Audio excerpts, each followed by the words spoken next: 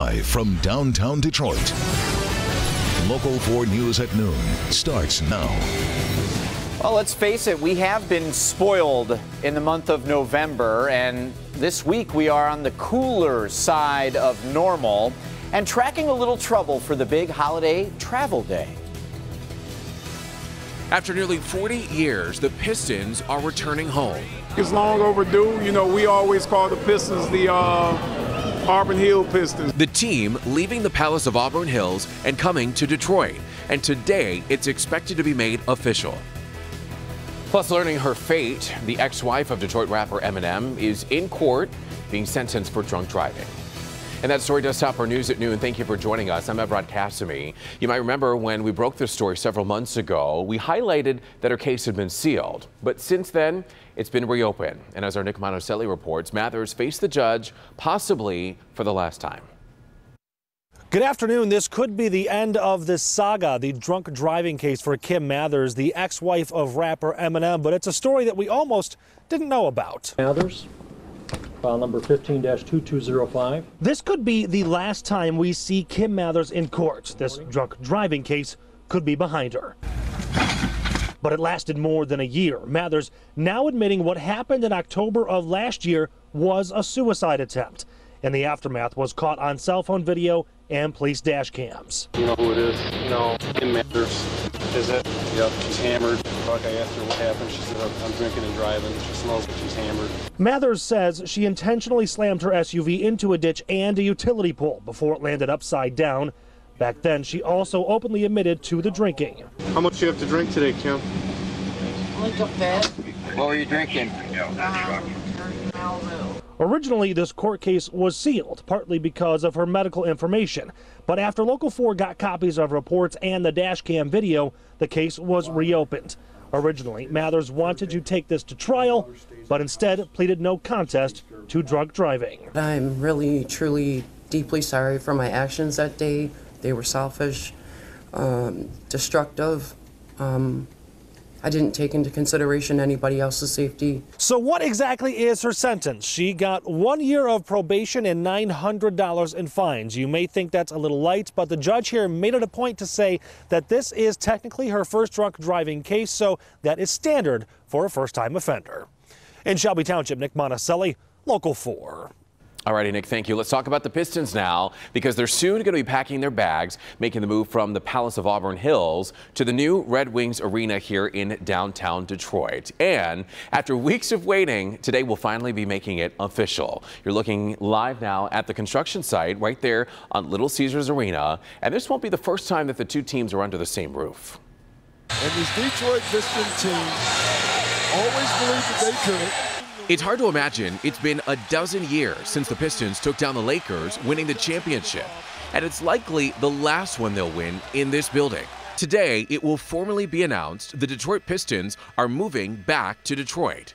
They'll share a home with the Detroit Red Wings at Little Caesars Arena. The details of the plan, how they'll fit in here, where offices will be, where the practice facility and all of that will be, is yet to be heard. But former players and current fans just care that the Pistons are finally coming back downtown. It's long overdue. You know, we always call the Pistons the Auburn Hill Pistons. I mean, it's kind of a drive to come down here and stuff, but downtown, it's gonna be awesome because the whole city's gonna be live. The best thing ever. It should have been a long time ago. So excited. It doesn't matter, like, traveling-wise, but I would like the team to go downtown Detroit because it's the Detroit Pistons, so why wouldn't it be in Detroit? Oh, and we are so excited for the move to happen. Of course, you can count on Local 4 for complete coverage of today's big announcement. It is scheduled for 3 o'clock today, and we're going to live stream it also on our website. Just go to clickondetroit.com, or again, you can watch it live on our air. Well, it was a record-setting opening on Wall Street this morning. You can see here the Dow Jones Industrial Average broke 19,000 for the first time ever today. The milestone was reached shortly after the market opened this morning. And here's a look at where things stand currently, with the Dow Jones still holding out pretty strong.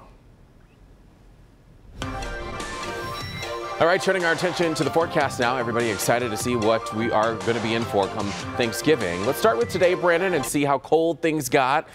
I see a lot of threes on that board. Yeah, I mean, just barely above freezing for most. So, I mean, we knew we were into this, and it's going to stay here for today. We get gradual improvements as we get later in the week, hoping just in time for your Thanksgiving Day. But, you know, we've got plenty of sunshine out there and lighter winds. 36 is the number officially at Metro Airport, 35 Mount Clemens. Good afternoon, Howell. We have 35 degrees, freezing 32 in Harrow, Ontario, 29 in Sandusky. But notice the winds. Yesterday they were really gusty, 20, 30 miles an hour. Right now we're seeing 5, 7 mile an hour winds, but still coming out of the west-northwest, so not allowing us to warm up a ton. Eventually, about 3, 4 o'clock, hitting 40 degrees. Average is 46, and we're shy of average after being most of the month well above average. Here's a look at the current situation. Big area of high pressure protecting us nicely for today. Coming up, we will talk about this storm maker that could impact your travel plans on Wednesday. In the meantime, we have updated your 4-zone weather. You can find your zone, get your full forecast right at the weather tab of clickondetroit.com. Alrighty, Brendan, thank you. The man charged in the murder of a Grosse Pointe interior designer by the name of Daniel Clancy was back in court today for sentencing. His name is David Korzelius, and he's pictured here. He was pleaded guilty to second-degree murder after allegedly slashing Clancy's throat during an argument back in March. Korzelius was tracked down by police just days later at the hospital, where police say that he confessed to attacking Clancy. Today, Korzelius was sentenced 30 to 60 years in prison for Clancy's murder. The former team doctor for the U.S. Women's Olympics gymnastics team has been arraigned on sex charges involving an underage girl. Former Michigan State University Dr. Larry Nassar was arraigned today on first-degree criminal sexual conduct charges, where he's accused of sexually assaulting a girl under the age of 12. He's also accused of sexually abusing members of the 2000 U.S. Women's Olympic gymnastics team. Michigan's Attorney General and State Police Chief will update the investigation that is scheduled for sometime this afternoon. A ride home from school turns deadly in Chattanooga, Tennessee, as a bus filled with elementary school children crashes into a tree. 5 children sadly are now dead. Their bus driver facing charges. And this is all as the NTSB is investigating what caused this crash. The scene of a bus nearly split in half by a tree is a heartbreaking reminder of the young children killed and the dozens of others injured Monday afternoon when their bus driver swerved off the road. We have 5 confirmed deaths. We have, of those deaths, 3 were in the 4th grade, 1 was a kindergartner, and 1 was a 1st grader. While the cause of the crash is still being investigated, police are telling us that speed is a strong factor, arresting the 24-year-old driver. Jonathan Walker is being charged with 5 counts of vehicular homicide, reckless endangerment, and reckless driving. Of the 37 elementary school students on board, 24 had to be rushed to the hospital. The most unnatural thing in the world is for a parent to mourn the loss of a child. It's a tragic loss just days before Thanksgiving. Even for the NTSB, it's personal. We certainly send our condolences to the parents of those children. My daughter rides the school bus every day. I understand that. We will do everything we can to try to prevent this from happening again. Investigators have a warrant to remove the black box from the bus as they try to determine exactly what caused this tragedy. It is just a very sad tragedy. Of course, a lot of children losing their lives. And again, the investigation is continuing. So to come here on Local 4 News at noon, we're talking about Trump and a report on the president-elect's charity raising some eyebrows this afternoon. Also, Trump sounds off on Hillary Clinton's email scandal. Is he going to press charges? We'll have the answer. Plus, travel alert, why the United States is warning people to steer clear of Europe.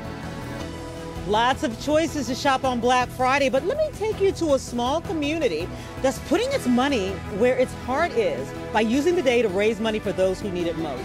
I'll see you today at 4 on First at 4. Only at...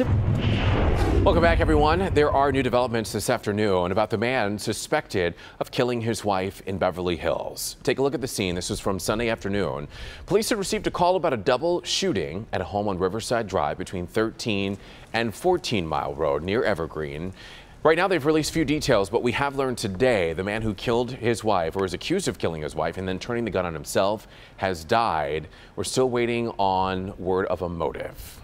The U.S. State Department now has issued an alert about citizens about a heightened risk of terrorist attacks throughout Europe during the holiday season. In a statement that was released just yesterday, the department expressed concern about the potential for more attacks after the very violent year that they've seen. The travel alert will remain in effect until February 20th, but that could be extended if there is an actual attack. Now, despite previous reports that he canceled the meeting, an aide to President-elect Donald Trump says he will meet with the New York Times today. Trump tweeted early this morning his meeting with the Times was canceled because of a disagreement. But hours later, a Trump aide said that the meeting is still expected to happen this afternoon. And it comes just hours after news that Trump is not planning to press charges against Hillary Clinton, and a Washington Post report that the Trump Foundation admitted to using the charity's money for personal benefit. All right, still to come here at noon. They add their own flavor to some American classics. Ahead in Tasty Tuesday, the Howell Tavern serving up its own take on pub food. Brandon? Look forward to that, and look forward to letting you know about the forecast as we head into Wednesday. It's a big travel day. It's cold out there right now. All 4 zones in the 30s with wind chills starting to relax a little bit. Tracking that travel trouble for you coming up next. A former soldier, an honored military veteran. I love my country dearly. With not 1, but 2 Bronze Stars for bravery and saving lives on the battlefield. Got bullets flying everywhere, hitting the ground, hitting the trees. Why would this American hero throw his beloved medals into the Detroit River, never to be seen again? This is not out of disrespect to you. This is for you. And God bless the United States of America. An emotional journey you'll see play out only on Local 4. The Defenders, tonight at 11. This week only. Welcome back, everybody. In New York, some schools have canceled classes for the second straight day today, in fact, all because the snow just keeps on coming over there. Yeah, in some areas, lake-effect snowstorms dumping more than 3 feet of snow. A little bit more is on the way. Yeah, take a look at this. This is in Lorain, New York, where more than 3 feet of snow and 7 feet snow drifts are reaching up to roofs and completely submerging some cars. It's the lake effect snowstorm, Brandon, that kicked into overdrive yesterday, as you probably know, hitting the upstate New York area pretty hard. The heavy snow along with the heavy winds are making travel extremely dangerous throughout the state. Luckily, though, we're having things a little different here.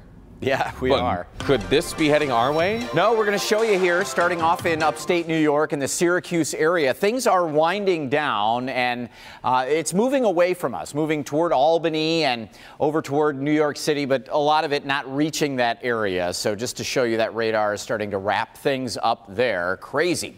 36 degrees here in Detroit. West-northwest winds, lighter, but still does knock the wind chill down a little bit. It is nice and cold out there. Nice being the sunshine and the lighter winds, but 40 degrees, you'll certainly feel it as you head outside, as we're in the 30s most of the afternoon.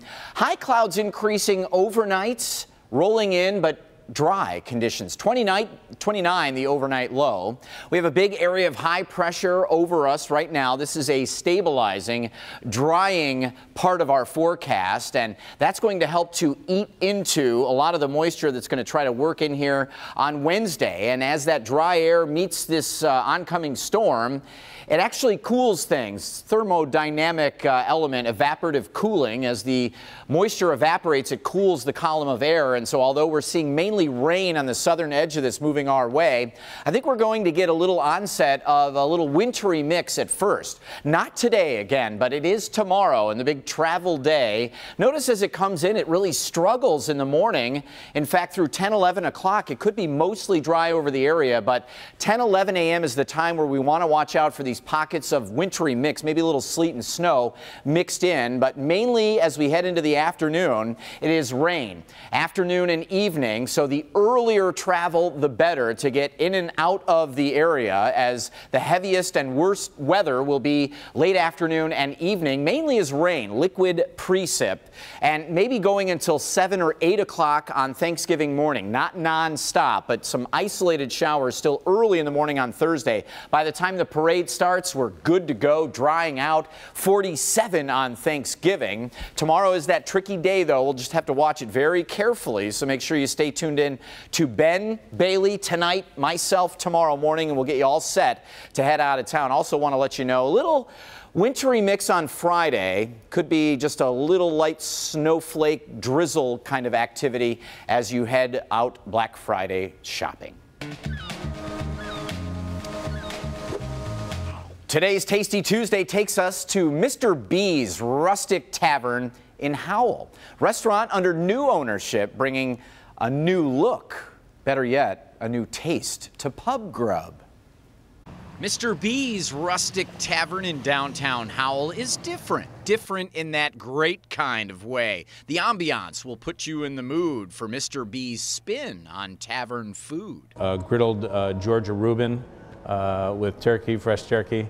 Fantastic, and a patty melt that'll change your life. Mr. B's fantastic fish and chips. The burgers are bonkers with a special tavern sauce made fresh, as is everything on the menu. We're rolling out with this new menu. We have an awesome filet. We're doing scallops, seared scallops that are amazing. In about a matter of a minute, you get this beautiful crusty golden brown over the top that adds a lot of flavor to the scallops. Fresh salmon served with locally sourced salads, to a slew of steaks at Mr. B's, one better than the next with the chef's pure Michigan potion. You know, being a mile off of 96, it's nice because we see people from Ann Arbor, we see people from up the road in Brighton, we see people coming in from Flint. Oh man, the menu is incredible, and desserts, the carrot cake, awesome. We had that this morning. Mr. B's Rustic Tavern offering half off their Kobe meatloaf and half off their ultimate mac and cheese. You have to mention Tasty Tuesday. Go in there today, located on West Grand River in Howell. And their food is good. Ask for the Happy Jack fries. They are delicious. Still to come, pole dancing parade. A controversial float has people questioning its place in a family parade. What the kids saw has a lot of people talking. Keep it here. Replay song. Welcome back, everybody. America's Thanksgiving Parade. We're getting so excited for it. It's this week, and of course, we've got your exclusive coverage right here on Local 4. Some communities around the country are already having Christmas parades, but one that was staged in North Carolina has people talking. Whoa. A fitness center that promotes pole fitness had a float in the parade. Okay, so take a good look at this. Some people think pole fitness is good exercise. Right. Right. Others are suggesting that it suggests something, well, let's just say not so wholesome. I don't agree with that type of a pole dance in a family parade, a military parade. You know, this is something for our community. So she's got a point. The local Chamber of Commerce that puts on the parade, this is in Jacksonville, North Carolina, they're not commenting on the controversy just yet. So you could say that it's a good form of fitness. You know, I'll leave it up to you to judge whether or not they're wearing anything offensive. It's not like they were throwing ones. Right. You know what I mean? But they were, you know, they could put it in the guise of exercise. Right. You know? Instead of candy, they're throwing ones. No, they weren't. I know. But yes, you're right. It is sort of up to the eyes of the beholder on what you think about that sort of thing. They're probably really trying to promote the business as a business, yet has a different connotation to some. I think they should be concerned that the kids might say, oh, I want to try that exercise out. No. Yeah, maybe not. Have a great day, everybody.